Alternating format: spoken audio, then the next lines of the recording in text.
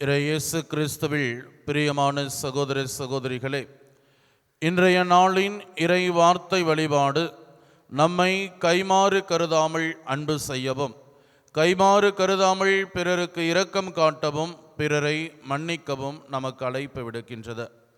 இன்றைய நாளினுடைய நற்செய்தி வாசகத்திலே நாம் கேட்கக்கூடிய ஒரு வார்த்தை அளவை. நீங்கள் எந்த அளவையால் அளக்கிறீர்களோ அதே அளவையால் உங்களுக்கு அளக்கப்படும்.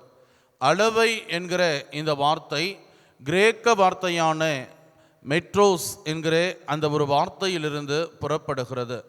அந்த வார்த்தை தான் ஆங்கிலத்திலே மருவி மீட்டர் என்று பொருள்படுகிறது, தமிழிலே அளவை என்று வருகிறது. இயேசுவினுடைய காலத்தில் நிகழ்ந்த ஒரு இயல்பான ஒரு நிகழ்வை வைத்து இயேசு நமக்கு இன்று ஒரு பாடத்தை கற்பிக்கிறார். துவக்க காலத்திலே, இயேசு வாழ்ந்த காலத்திலே பணி செய்பவர்கள் வேலையாட்களுக்கு அவர்கள் பாராட்டும்படியாக பணி செய்கிற பொழுது அவர்களுக்கு தெனாரியம் என சொல்லக்கூடிய நாணயத்தை கொடுப்பார்கள். பெரும்பாலான நேரங்களிலே கோதுமையோ பார்லி அதை போன்ற தானியங்களை ஒரு அளவையால் அளந்து கொடுப்பார்கள். ஏன் அங்கு அந்த அளவை பயன்படுத்தப்படுகிறது என்று பார்க்கிற பொழுது எந்த விதமான பாராபட்சமும் இன்றி அனைவருக்கும் கிடைக்க வேண்டும் என்பதற்காக அந்த அளவை கொடுக்கப்பட்டிருக்கிறது. இந்த சொல்லாடல் இன்று உங்களுக்கும் எனக்கும் என்ன வாழ்வியல் பாடத்தை கற்பிக்கிறது என்று பார்க்கிற பொழுது, நாம் எப்பொழுது அடுத்தவர்களுக்கு நிறைவாக கொடுக்கக்கூடிய தாராள உள்ளத்தை கொண்டிருக்கிறோமோ அப்பொழுது நாமும் நிறைவாக பெற்றுக்கொள்வோம் என்றது. அதாவது இந்த வார்த்தைகளை நம்முடைய அன்றாட வாழ்விற்கு பயன்படுத்தி பார்க்கிற பொழுது நாம் எந்த அளவிற்கு அடுத்தவர்களை அன்பு செய்கிறோமோ, அடுத்தவர்களுக்கு இரக்கம் காட்டுகிறோமோ, அடுத்தவர்களை மன்னிக்கிறோமோ அந்த அளவிற்கு நாமும் இரக்கத்தையும் மன்னிப்பையும் பெற்றுக்கொள்வோம் என்பதுதான் உண்மையாக இருக்கிறது.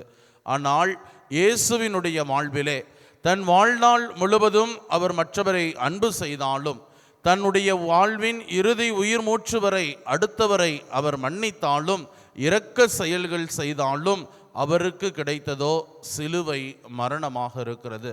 இயேசு மட்டுமல்ல, ஆபேலும் சரி, மோயிசனும் சரி, யோபும் சரி. ஆபேல் கடவுளுக்கு உகந்த காணிக்கையை கொடுக்கிறார், ஆனால் தன்னுடைய சொந்த சகோதரன் காயினால் கொல்லப்படுகிறார். மோயிசன் இஸ்ராயல் மக்களை அடிமைதனத்திலிருந்து வந்த மப்பதை 40 ஆண்டுகள் தோளில் சுமந்து வந்ததை போல ஒரு தாயாய் தந்தையாய் மக்களை வழிநடத்தி வருகிறார். ஆனால் வாக்களிக்கப்பட்ட தேசத்திற்குள்ளாக அவரால் நுழையவில்லை.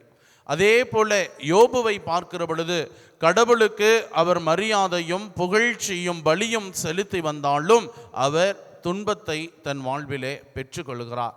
இந்த நிகழ்வுகள் எல்லாம் நமக்கு எதை கற்பிக்கிறது என்று பார்க்கிற பொழுது, நாம் அடுத்தவர்களுக்கு நன்மை செய்கிற பொழுது நாமும் அதே பலனாக நன்மையை பெற்று கொண்டு விட்டோம் என்றால் அது வியாபாரமயமானதாக மாறிவிடும்.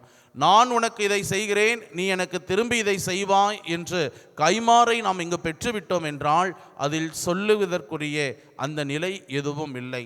மாறாக நான் அடுத்தவர்களுக்கு இரக்கம் காட்டுகிறேன், நான் அடுத்தவர்களை மன்னிக்கிறேன், நான் அடுத்தவர்கள் மீது அன்பு கொண்டிருக்கிறேன். அன்பு செய்த போதும் நான் கைமாறு கருதாமல் இருக்கிற பொழுது நான் கடவுளினுடைய அந்த தன்மையை கொண்டவனாக, கடவுளோடு உடன் பயணிப்பவராக இருக்கிறேன். அதாவது யாருமே கடவுளுக்கு கைமாறு செய்ய முடியாது. இயேசுவில் பிரியமான சகோதர சகோதரிகளே, தபக்காலத்தினுடைய 2வது வாரத்திலே பயணித்து கொண்டிருக்கிற நமக்கு இன்றைய நாளின் இறை வார்த்தை கொடுக்கக்கூடிய வாழ்வியல் பாடமும் இதுதான்.